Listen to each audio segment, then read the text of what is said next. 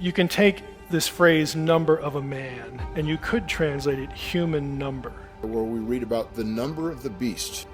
The number of the beast is 666, and it's a man's number. This is absolutely fascinating. This lady brings up a question to Dr. Michael Heiser about the number 666, and it's absolutely fascinating. And then we're going to go to a video from Daily Dose of Wisdom, talk about what does the Bible actually say about 666. So let's get right into it. But I have in my commentary here, it says, the invitation to one with understanding to calculate this number, however, suggests the use of Gematria, I guess that's the way you say that, an ancient code using the numerical values of letters, both beast and Nero Caesar, written in Hebrew characters, add up to 666. Many interpreters expect a future greater fulfillment. So my question around this is, what does this really mean when it says to calculate the number? Is this something that we should be doing for the future? Did this already happen? You know, or is it one of those already but not yet? Yeah. Great question. The thing. Let's talk about the thing with Nero first. I know. You instigator, you. It depends on the way you spell Nero's name, which actually gets different spellings in Hebrew, Aramaic, and Latin. Wow. And Nero has been a popular candidate for the Antichrist, not only because with one of those that you just mentioned, you can calculate the number of his name. By the way, Gematria is the practice, and lots of languages used it, where you would take the letters of the alphabet. Like the first 10 letters of the alphabet in Hebrew are numbers 1 through 10. You assign numbers to the letters of the alphabet, and so on and so forth for all your alphabetic numbers. And then when you see a name or a phrase, you can do the math. You can just put the numerical equivalents in there and you come out with a number, and it may mean something or may not. But with Nero, he's a popular candidate because there are some manuscripts of Revelation 13:18 that do not read 666. They read 616. That's also super fascinating. Like, why in the world are they different? And what could that mean? Were they just using different languages during that time? That could be a fascinating thought. I don't know. ESV has done its job here. Look at that. Some manuscripts 616. So I don't know the editor here, but good job, whoever you were. But Nero, again, if you pick one of the alternate spellings for Nero, you can get his name to match 616 as well. Oh! So he's like a favorite candidate. But Wow. A lot of scholars feel that it's kind of cheating to just pick your language and get your name, you know? Like that's essentially what you're doing. Other commentators like Beale will make the comment that you can take this phrase, number of a man, and you could translate it human number. And then that takes you down the other road that you mentioned about the significance of a number less than 777.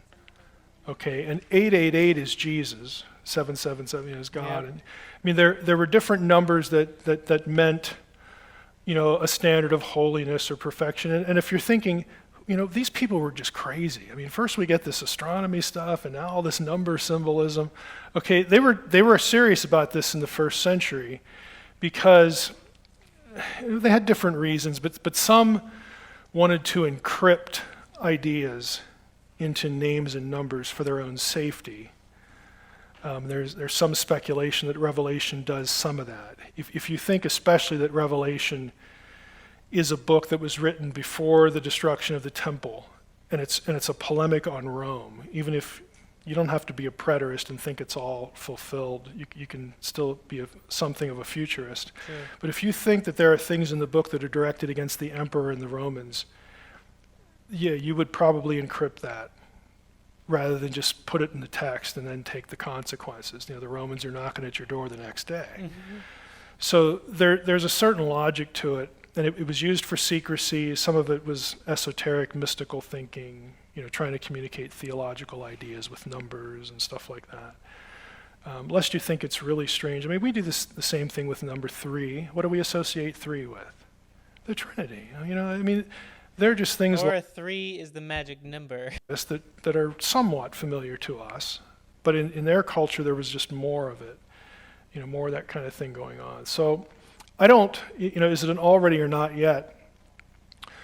I don't really see the number itself as fitting into really the already category, because I'm not sold on the book of Revelation A being written,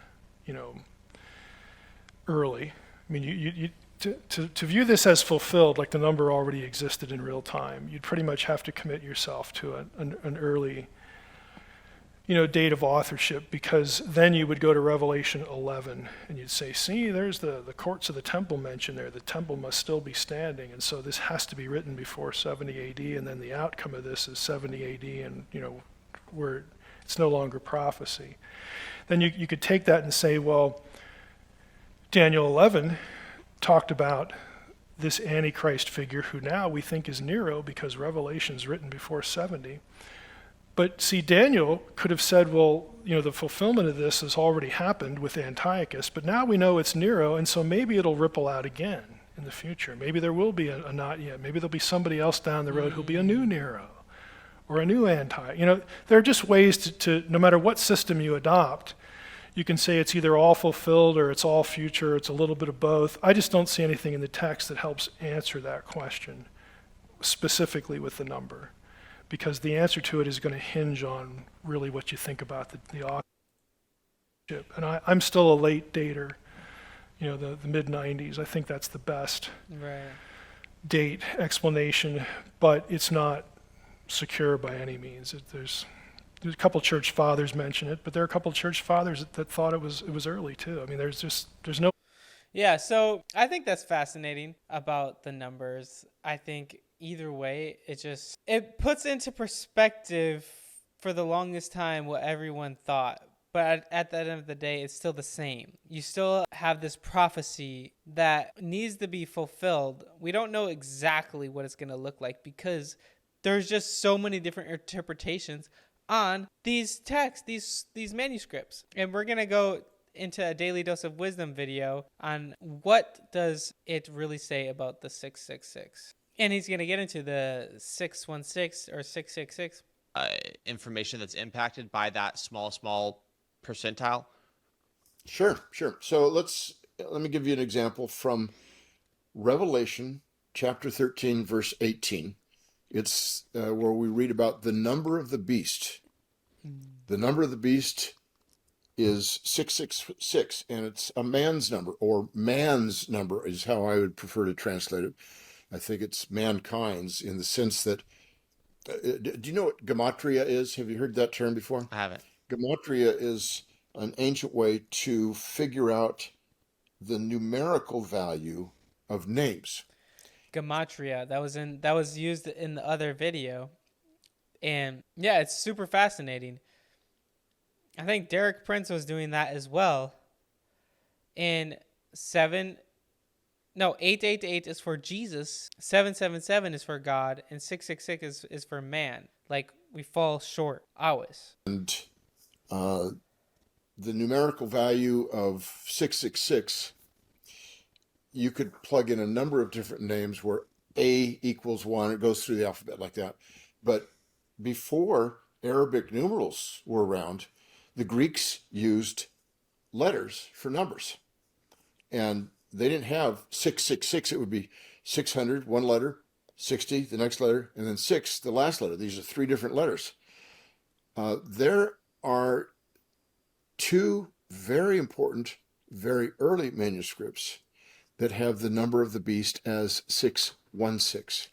That's so One wild. is a recent find just in the last 25 years, 27 years, that has the number of the beast as 616, and it's at Oxford University. It's a papyrus from the 3rd century. It's the oldest manuscript we have for Revelation chapter 13. The number of the beast is 616.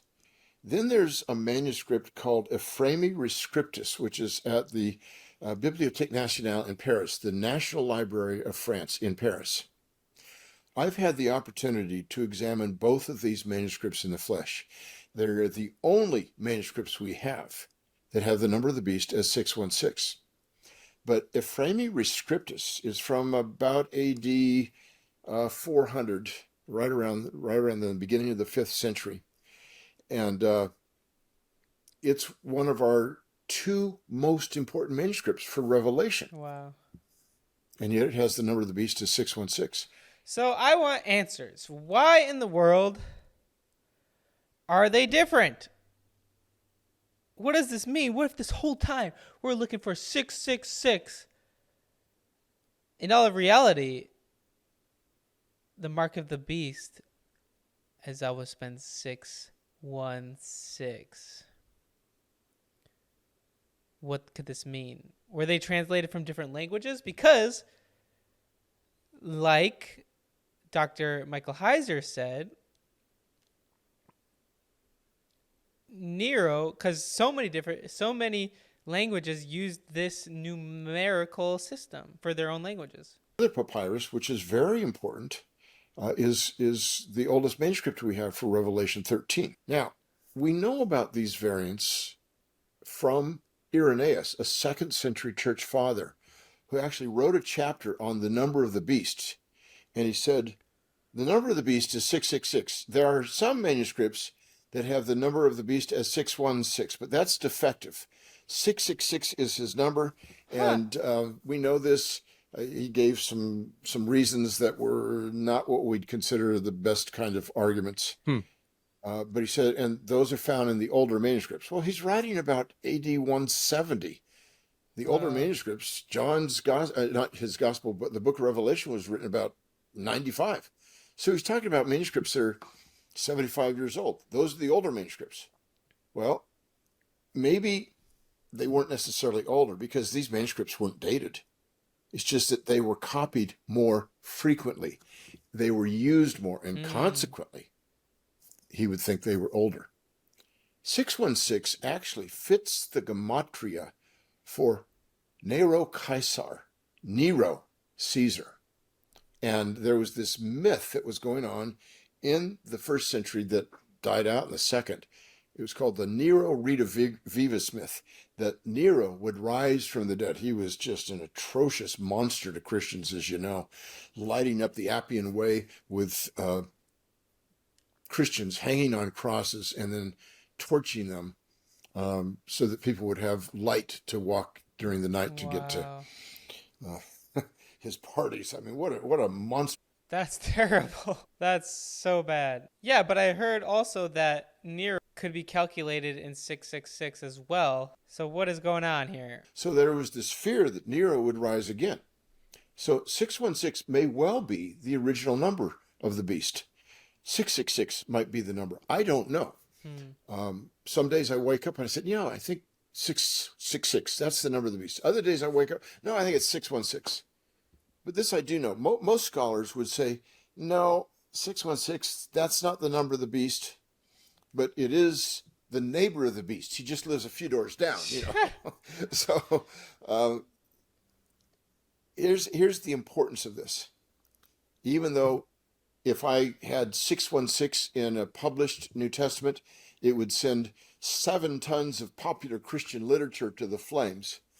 I don't know of a single Bible college, seminary, denomination, or even a church. Now, I'm sure there are some wacky churches that have in their doctrinal statement the following. We believe in the virgin birth. We believe in the deity of Christ. Of course, they're going to have that. We believe in the Trinity. We believe in angels and demons. And we believe that the number of the beast is 666. Right. It may be important, but it's not that important. Right. And that's one of the more significant, viable, and meaningful variants we have among our New Testament manuscripts. That's super. That's wild. Yeah, like obviously people say, there's mistranslations. Really? If that's the biggest thing you could find, that's nothing. But I do think that's interesting. Maybe we've been looking at all the wrong way. I don't know. But I'd love to know what you guys think. What do you think what number do you really think is the Antichrist? People probably are coming at me wild, but. So anyway, guys, I encourage you all to trust in Jesus, know that he is good and he's longing to have a relationship with you. In the description below, you can click a link to help you to decide to follow Jesus for the first time. I encourage you to do that today. And always remember, guys, Jesus loves you.